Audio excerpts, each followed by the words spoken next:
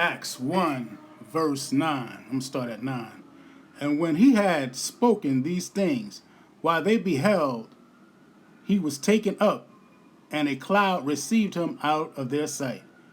And while they looked steadfastly toward heaven as he went up, behold, two men stood by them in white apparel, which also said, Ye men of Galilee, why stand ye gazing up into heaven? This same Hamashiach Yahushua, which is taken up from you into heaven, shall come in like manner as ye have seen him go into heaven. Right, Shalom.